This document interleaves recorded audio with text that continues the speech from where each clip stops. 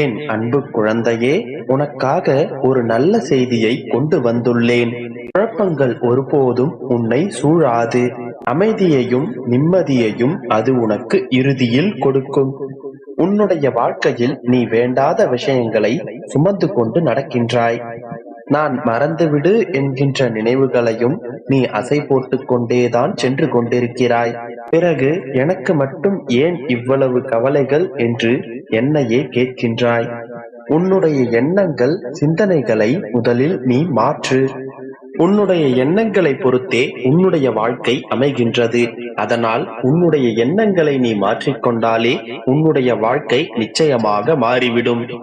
அதனால் உன்னுடைய எண்ணங்களும் சிந்தனைகளும் உயர் நிலையில் இருந்தால்தான் உன்னுடைய வாழ்க்கையில் உன்னால் ஜெயிக்க முடியும். நான் அடிக்கடி கூறியது போல் எதை நீ திரும்ப திரும்ப நினைத்துக் கொண்டிருக்கிறாயோ அதுவே உன்னுடைய வாழ்க்கையில் நிஜமாய் நடக்கும். நம்முடைய எண்ணங்களும் சிந்தனைகளும் தான் நம்முடைய வாழ்க்கையை அடுத்த கட்டத்திற்கு எடுத்துச் செல்கின்றன. அதனால்தான் எந்த சூழ்நிலையிலும் உன்னுடைய வாழ்க்கையை நீ சகித்துக் கொள்ளாதே என்று நான் கூறிக்கொண்டே இருக்கின்றேன். எனக்கு என்ன நடக்கப் போகின்றது, இதன் பிறகு என்னுடைய வாழ்க்கையில் எதுவும் இல்லை என்பது போன்ற எதிர்மறையான எண்ணங்களையும் வார்த்தைகளையும் நீ உபயோகப்படுத்தாதே. இது போன்ற எதிர்மறையான சிந்தனைகளில் நீ மூழ்கிக் கொண்டிருந்தால் உன்னுடைய வாழ்க்கை எப்படி நேர்மறையானதாக மாறும் சொல்? இதுதான் நீ எதுவாக நினைக்கிறாயோ அதுவாகவே மாறிவிடுவாய் என்பதன் பொருளாகும். ஆகையால் உன்னுடைய வாழ்க்கையில் நீ நல்லதே நினைத்தால் நிச்சயமாக உன்னுடைய வாழ்க்கை நல்லதாகவே அமையும். நீ கெட்டதாகவும் எதிர்மறையானதாகவும் நினைத்து கொண்டே இருந்தால் உன்னால் எப்படி புது புது விஷயங்களை கற்றுக்கொள்ள முடியும்? புது புது விஷயங்களை செய்து பார்க்க முடியும்? எப்படி உன்னால் வாழ்க்கையில் முன்னேற முடியும்? அதற்கான சூழ்நிலை வந்தாலும் உன்னுடைய மனம் எதிர்மறையாக இது என்னால் முடியாது என்று தானே ஒதுக்கி தள்ளிவிட்டு செல்வாய். ஆகையால் எப்போதும் நேர்மறையாகவும் உற்சாகமாகவும் உன்னுடைய வாழ்க்கையில் இரு. எந்த சூழ்நிலையிலும் எந்த சந்தர்ப்பங்களிலும் எப்படிப்பட்ட சூழ்நிலையாக இருந்தாலும் சரி, அதில் உனக்கு என்ன வாய்ப்பு என்பதை பற்றியே யோசி.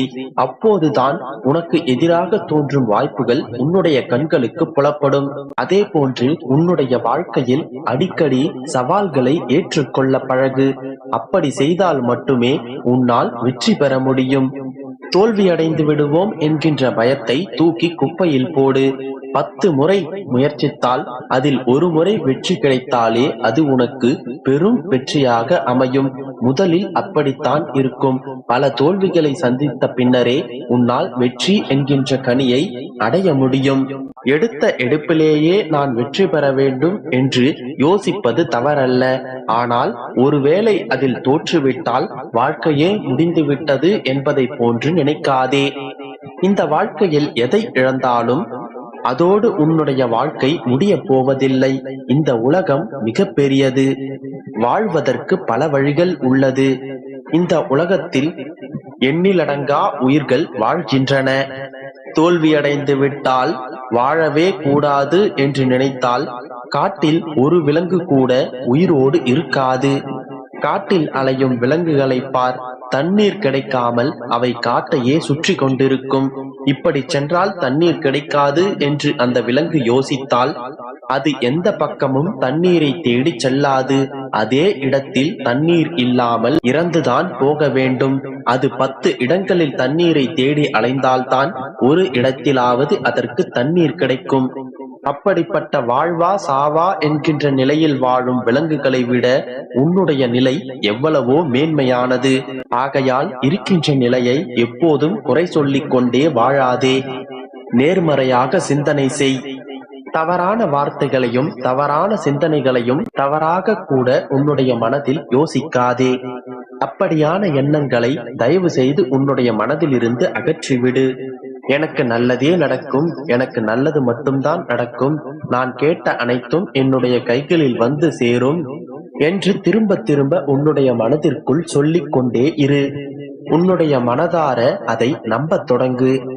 திரும்ப திரும்ப ஒன்றை பற்றியே சிந்திக்கும் போது உன்னுடைய எண்ண அலைகள் இந்த பிரபஞ்சத்துடன் கலந்துவிடும்.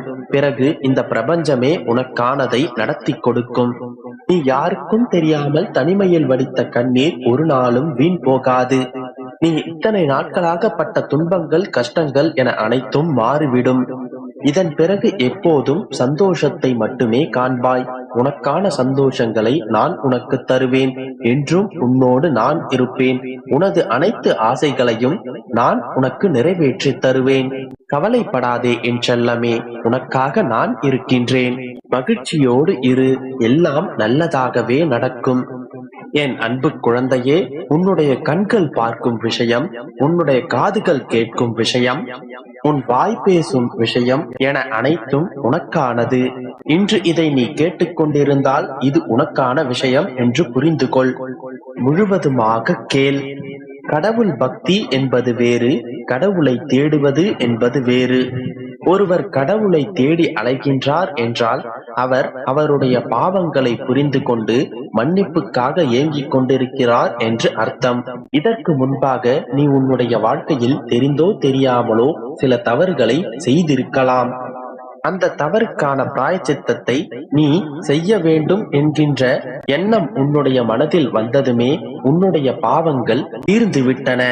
நீ செய்த பாவங்கள் உன் கண் முன்னே உனக்கு தோன்றும். நீ உன்னுடைய பாவங்களுக்கான பிராயச்சித்தத்தை தேடி அலைய வேண்டிய அவசியமில்லை. அதை நானே உனக்கு தருவேன். ஏனென்றால் நீ தேடி அலையும் அளவிற்கு நான் எங்கோ இல்லை, உனக்குள்ளேயே தான் நான் இருக்கின்றேன். எப்போது நீ என்னை காண ஆசைப்படுகின்றாயோ அப்போது நான் ஒளிப்பிழம்பாய் உன்னுள் நான் எழுவேன்.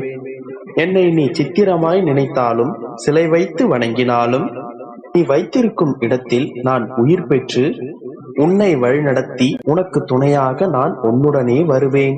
உன்னை நீ உணரும் வேளையில் என்னையும் நீ நிச்சயமாக உணர்வாய்.